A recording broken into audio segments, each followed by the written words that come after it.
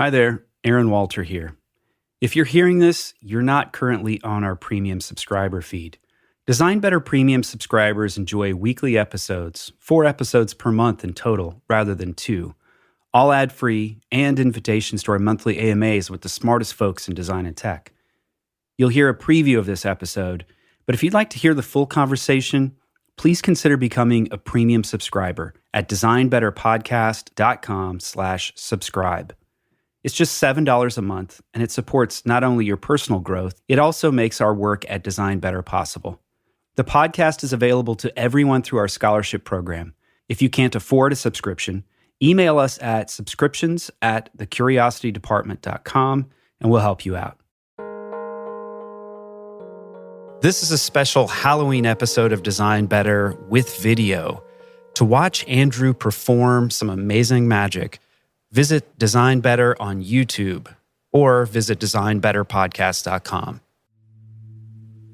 One of the things I love doing is like leaving these intellectual breadcrumbs that I know people are following. And then at the very end of the routine, they're like, well, it can't be this, this, this, or this, so it must be this. And then the final thing of the trick is something that closes that door. And they say, well, guess it's magic. One of my first jobs as a kid was performing magic shows, and it taught me a surprising amount about creativity. Magic is, at its core, the art of storytelling. It's about directing attention, making people question assumptions, and blending creativity with technology to change how we see the world. That's why it's no surprise that Andrew Evans, founder of the Magic Patio, draws on his training from Stanford's D.school to craft truly mesmerizing experiences. We dive into Andrew's journey from his childhood dream of designing roller coasters to creating treehouses, working at IDEO and Nike, and eventually launching a magic show in his own backyard. We also explore how he's honed the art of engaging an audience, and we share tips on how to craft presentations that pull people in and make them feel part of the experience. This is Design Better, where we explore creativity at the intersection of design and technology. I'm Eli Woolery. And I'm Aaron Walter. You can get ad-free episodes, bonus content, discounts on our workshops, and access to our monthly AMAs with big names in design and tech by becoming a Design Better premium subscriber. It's also the best way to support the show. Visit designbetterpodcast.com/subscribe to learn more.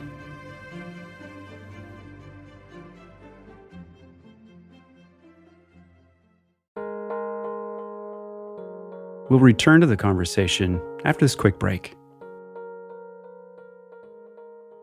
As a Design Better listener, we have another podcast that we think you'll enjoy. Adobe's In the Making, hosted by Teresa Au, takes an honest look at the challenges and rewards of being part of the creator economy. Building a business around your creative pursuits, it ain't easy. Wouldn't it be great to learn from those who have done this before? That's what this show is all about. The show helps you discover creative, intriguing people making a living in the creator economy and gives inspiration no matter what you do. The show is full of actionable takeaways that you can apply to your creative practice and small business. Teresa has a really warm, engaging host style, plus her vulnerability makes for great conversations. There's literally laughter and tears in the show. I loved her recent episode with my pal Tina Roth-Eisenberg. She's the founder of Creative Mornings. She shares her backstory and how creating community is key to everything she does creatively. Check out In the Making from Adobe to learn more about how to build a creative career and a creative life. Subscribe on Spotify, Apple Podcasts, or wherever you listen. Hey, you've got ideas. Now all you need is a website to make them real. Well, here's good news. Bluehost makes it super easy. I've used them many times, and I love them. It's the all-in-one platform for building and hosting websites. You can save time on design and use AI to build a custom WordPress site within minutes. No coding skills needed, just your ideas. Bluehost also has tools to help you optimize and scale your website's growth, all in one place. Things like blogging, SEO, social posting, email campaigns, and so much more. It's all built into the platform, which makes it super easy.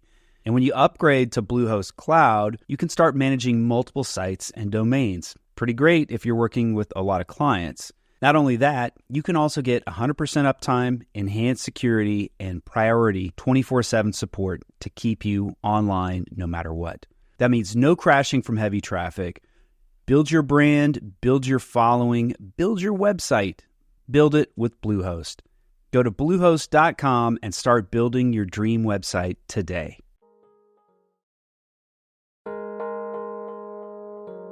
And now, back to the show.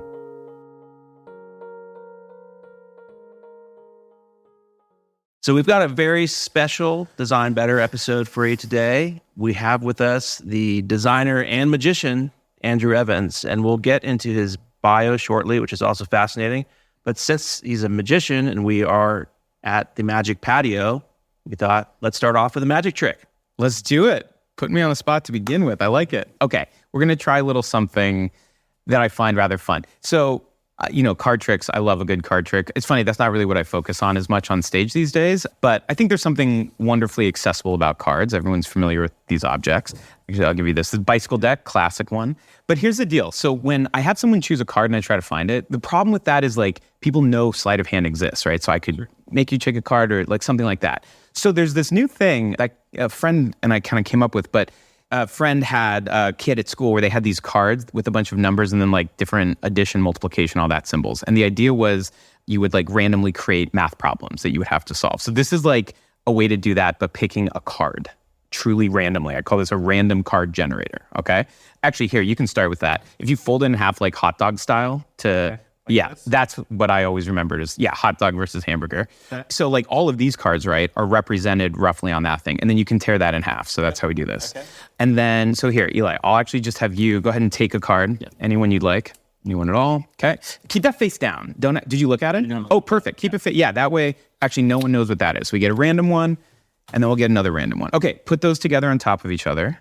Yeah. Okay. And then fold those again, hot dog style. Break those in half. Right, this way. Yeah, I feel like this is just the fastest way I know how to break these.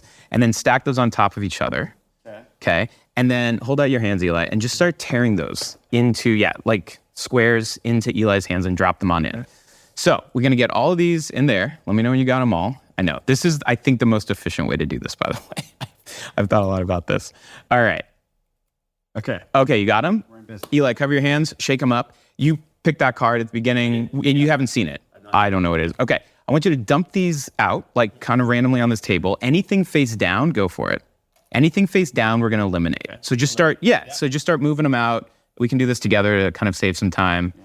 Cool, keep them coming. This guy, actually, I probably shouldn't even touch him, but great. And then okay, this is good. So we've got a couple suits left, which is good because we're going to go for a suit and a number. So take all of those. Here, scoop them into your hand, and you do it this time. I'll get rid of these.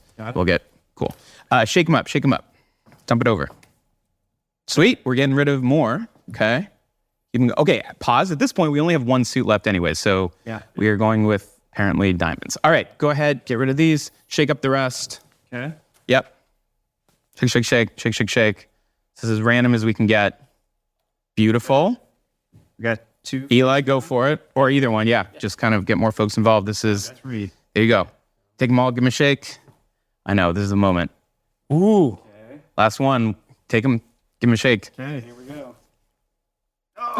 Wait, sure. Actually, bring those up as they are. Okay. This is the moment. Put them on the table. They fell on the floor. Down and 7. Truly as random as it gets at this point. A 7 and a 7 of diamonds. And Eli, at the beginning, you picked a random card.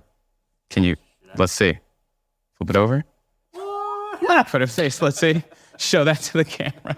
7 of diamonds, just like that. That's pretty incredible. Crazy, right? Yeah. Magic. That's what we do. Yeah. There it is. So that's an amazing trick. If you're just listening to this, we will post a video on our Substack so you can check it out. Or better yet, come to the Magic Patio. We'll give you the details on that at the end of the show. So let's rewind, and we want to talk about how you got here.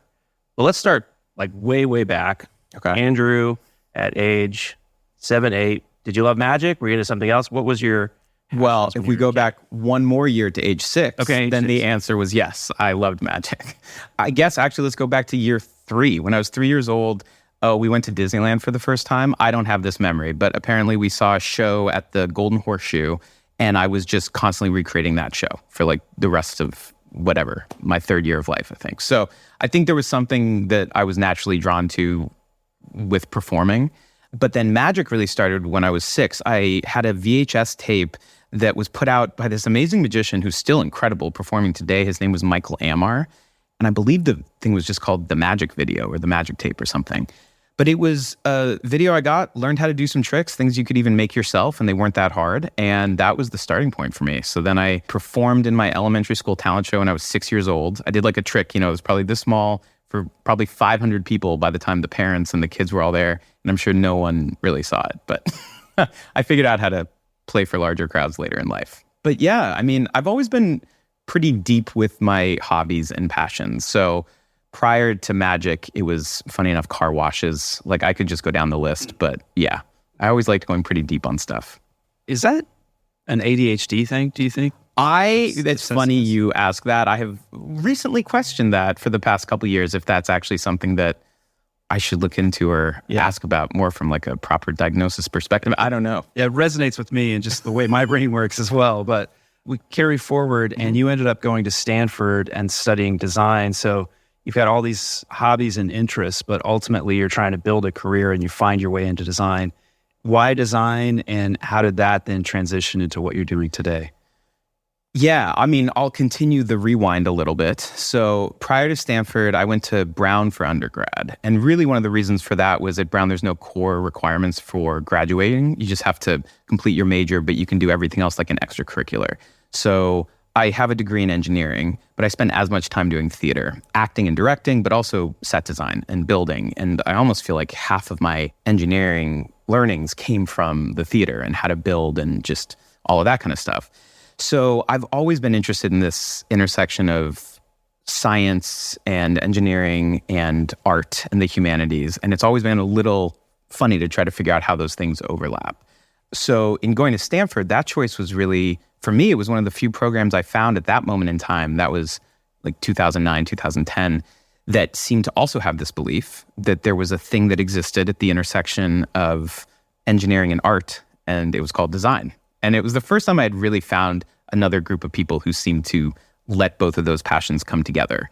And then adding the human-centered lens was sort of the missing piece that I had never really approached, at least much. We touched on that kind of in engineering and design classes that I took at Brown. But yeah, what a beautiful education. So that was 2 years of just doing the things that I had been doing really my whole life, but with a group of people who also did it.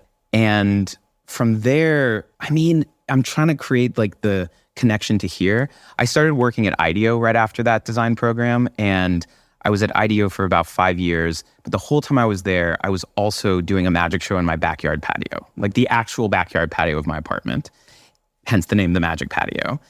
And I really think it was as much that whole experience and creating that with this incredible group of friends. Everyone brought something to that show. We had bartenders making incredible drinks, an artist making beautiful posters and watercolors, a lighting designer who's ex-Imagineering designing the lights for an outdoor backyard magic show, right? But everyone was approaching that show from a place of design. If you'd like to continue listening to this conversation, you'll need to subscribe at designbetterpodcast.com/subscribe. Once you do, you'll get access to every full-length episode, all ad-free, monthly AMAs with inspiring people in design and tech, and recordings of all our past AMAs. The podcast is available to everyone through our scholarship program. If you can't afford a subscription, just email us at subscriptions@thecuriositydepartment.com and we'll help you out.